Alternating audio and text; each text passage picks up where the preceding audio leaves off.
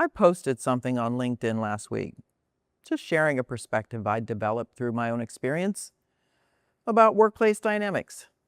Nothing earth-shattering, just my take on a situation many of us encounter. Within minutes, I had someone comment, "No, that's not true," followed by a pretty harsh dismissal of the entire observation. And it got me thinking, when do we start confusing point of view with universal truth? Here's what research reveals. MIT studies show that 78% of workplace conflicts stem from people treating their perspectives as facts rather than viewpoints. Meanwhile, teams that actively distinguish between opinions and facts are 2.4 times more likely to reach innovative solutions and have 65% fewer unresolved conflicts.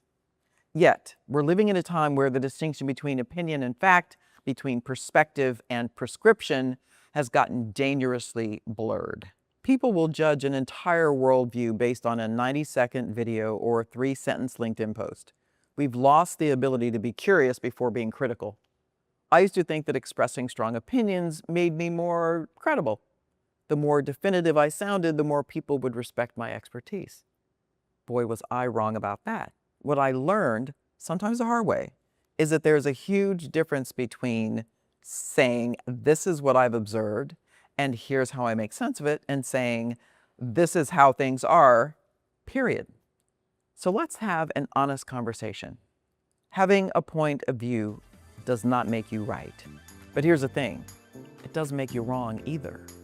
Hi, I'm Jenny Clark, a conscious leadership expert who spent 2 decades in executive recruiting and talent management, having worked with giants like Google and Spencer Stuart. I discovered that the secret to transformative leadership lies in the 5 dimensions of conscious leadership. And I'm here to help you unlock your full potential. Join me on this channel as we embark on an honest and vulnerable journey together to become the kind of leader that genuinely inspires transformation in your organization. Got a little career boosting secret for you. Do you want the inside scoop on leadership plus some juicy tips and hot takes you won't hear anywhere else? I've got a newsletter that's basically your personal career coach in your inbox. Just click the link in the description to join in.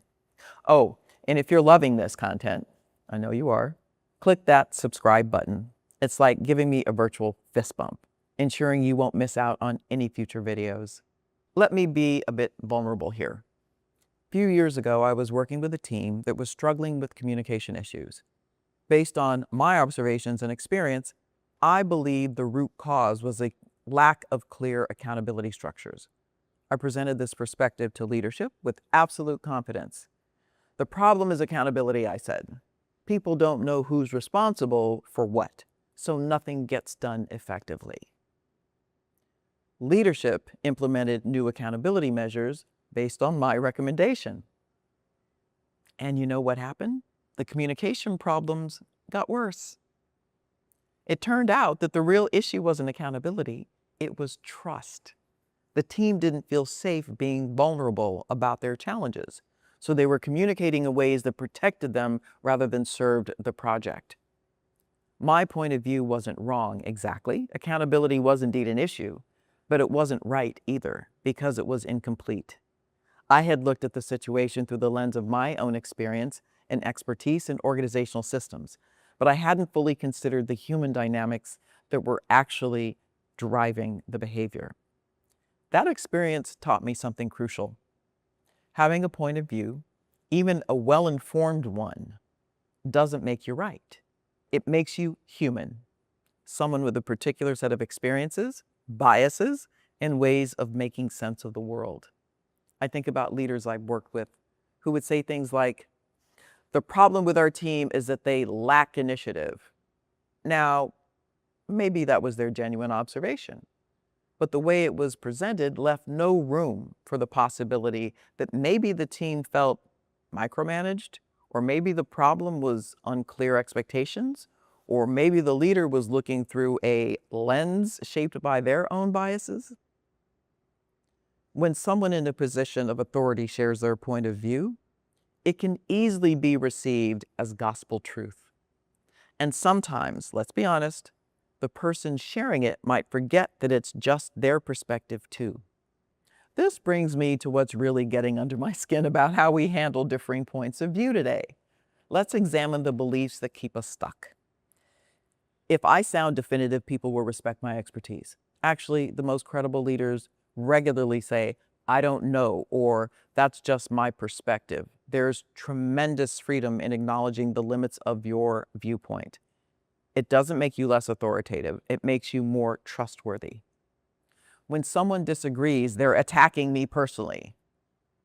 What if their disagreement is just another data point, another perspective shaped by different experiences?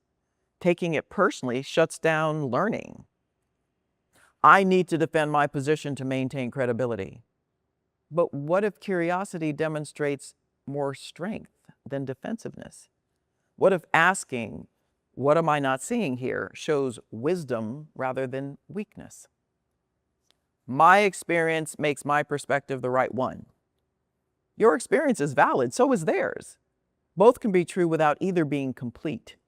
Here's what bothers me the most. When someone encounters a perspective they disagree with, the immediate response is often, "No, that's wrong," without any curiosity about how that person arrived at that viewpoint.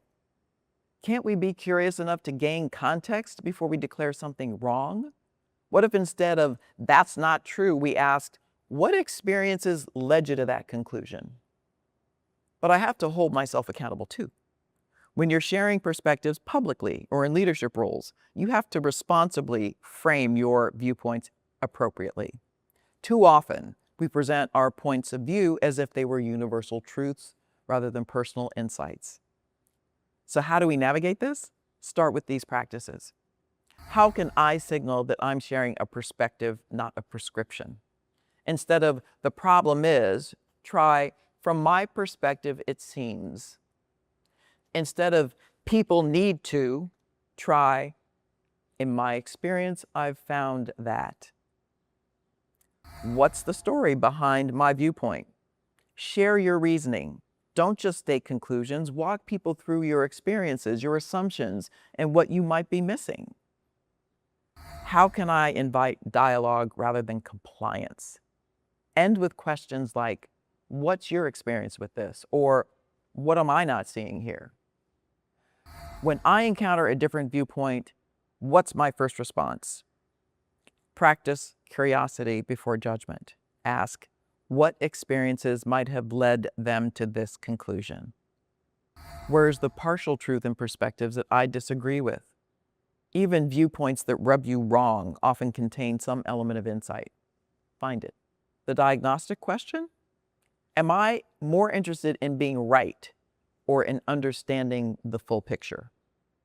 Issue a direct, empowering call to action that feels like a gentle push from a trusted mentor. Look, we're all just trying to make sense of incredibly complex situations with incomplete information and our own set of experiences and biases. The person who acknowledges this isn't less credible. They're more honest. If you share perspectives publicly or in leadership roles, take responsibility for framing them appropriately. Make it clear you're sharing your viewpoint, not universal truth. Show your reasoning. Invite dialogue. If you're encountering perspectives that challenge you, practice curiosity before dismissal. You don't have to agree, but you just might learn something. Having a point of view doesn't make you right, but sharing it thoughtfully, receiving others' viewpoints with curiosity, and staying open to learning, that might just make you wise. Your perspective matters, but it's not the only one that does. And that's what makes the conversation interesting. You ready? Let's get to work. I get it. Taking that first step can feel daunting. I've been there too. But here's the thing. You've got strengths you might not even realize yet. I've put together a free career mapping framework to help you uncover those hidden talents and chart your own path forward. It's not about changing everything overnight. It's about starting to see your potential clearly. Ready to explore? The framework's waiting for you. Just click the link in the description. Your future self will thank you for taking this small but powerful step today.